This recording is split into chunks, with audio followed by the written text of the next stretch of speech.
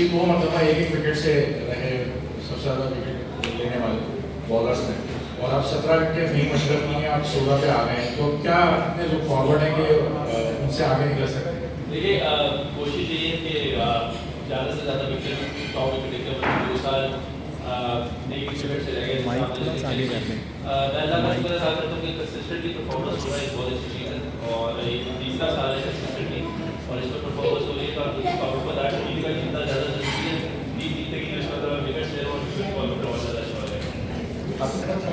लाहौर का कमाल पूछो मैं अच्छा, लाहौर का कमाल उमर, तो आप इस तरीके से अंदर के लिए मैच को एकदम टेस्ट किया, आपको फिक्र हुई कि मैच गया।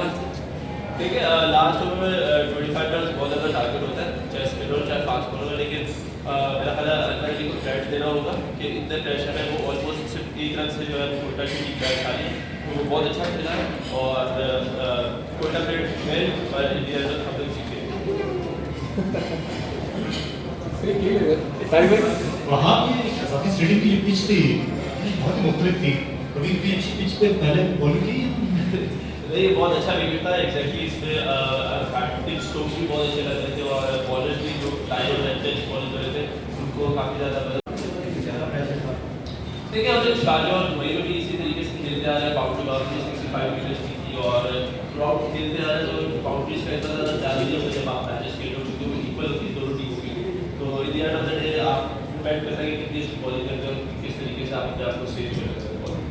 वहाँ पर कल जब बात हो रही थी फीस से, तो उन्होंने कहा कि डैरेन समी फिट नहीं है, मुकम्मल फिट नहीं। आज हमने देख लिया और टीम मीटिंग में क्या ये बात हुई कि डैरेन समी को ना खिलाया जाए, उसकी जगह पर बदल दिया जाए, और फिर ये फैसला कि एक मुकम्मल फिट ना प्लेयर को टीम में शामिल किया जाना, और फिर कराची का जैसा कल जैसे मैच में वो टफ मैच होगा, तो उसमें क्या डैरेन समी खेलेंगे? देखिए सैमी नो डाउट उसको फिटनेस में साइड है, लेकिन हम लोगों को ये चीज़ अप्रिशिएट करनी चाहिए कि वो एज ए कैप्टन जो टीम को लीड करे, और उसके आने से हमारी टीम में काफ़ी फर्क पड़ता है। ऑब्वियसली फील्डिंग पे स्ट्रगल है, लेकिन अगर आप देखें तो मैच अगेंस्ट कराची और मैच अगेंस्ट उससे पहले जो कोटा के खिलाफ लोग जीते थे, तो हमने शमी की एंडर हार्ड हिटिंग की वजह से जीते थे।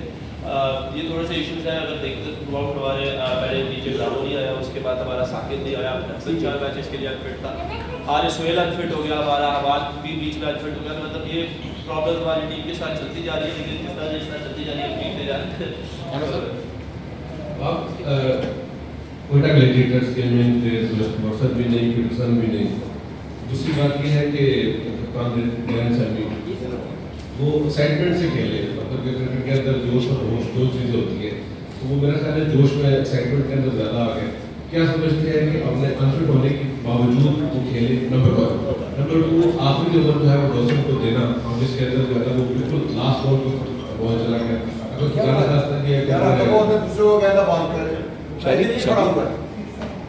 था कान के हवाले से उसके डिसीजन, फिर उसके बाद पहली बॉल के ऊपर चौका, इस वजह से देखिए जिस तरह पहले ये सवाल हुआ था स्पिन बॉलर से ऑब्वियसली सैली जो वो बहुत एक अच्छा प्लेयर है, लेकिन एक्जैक्टली देखिए हमारा ये प्लान था, क्योंकि हमारे पास 6 बॉलर का ऑप्शन नहीं था, तो हमारा प्लान ये था कि हम फास्ट बॉलर से खेलते हैं और मैक्सिमम स्कोर जो है वो स्पिनर को दे लास्ट ओवर में, और उस स्टेज पे जाकर हमें विकेट्स की बहुत ज़्यादा ज़रूरत थी, और जिस तरह बैट ने आके विक्ट्री करे, सभी ने आके फिर बैट एक ओवर में 2 आउट किए, उसके बाद हसन ने आके अच्छी बॉलिंग की, तो हम लोगों का कोशिश ये थी कि हम उसको एंड में कम से कम 15 से 18 से रन दें, लेकिन मेरा ख्याल है हसन का एक ओवर बहुत अच्छा था, जिसकी वजह से जो टारगेट है उसको 25 का मिला।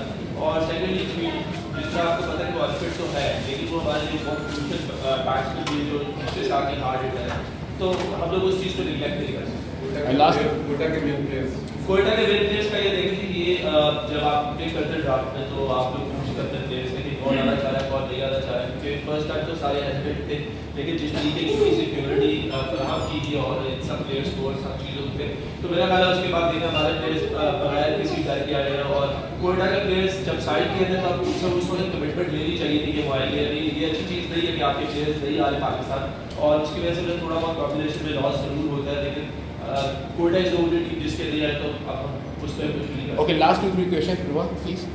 मेरा क्वेश्चन आपकी बेटी के लिए है कि उन्हें कैसा लगा आज आपको देख के परफॉर्मेंस आपकी बेटी की अमेजिंग थी, तो क्योंकि वो काफ़ी देर से कुछ कहना चाह रहे हैं, बट